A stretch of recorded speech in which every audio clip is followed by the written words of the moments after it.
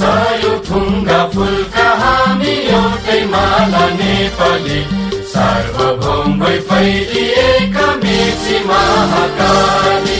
सय थुङ्गा फुलका हामी एउटै माला नेपाली, सार्वभौम भई फैलिएका मेची महाकाली। प्रकृतिका कोटि कोटि सम्पदाको आचला, वीरहरूका राजधानी स्वतन्त्र र अचल। ज्ञान भूमि शान्ति भूमि तराई पहाड हिमाल, अखण्ड यो प्यारो हाम्रो मातृभूमि नेपाल। बहुजाति भाषा धर्म संस्कृति छन् विशाल, अग्रगामी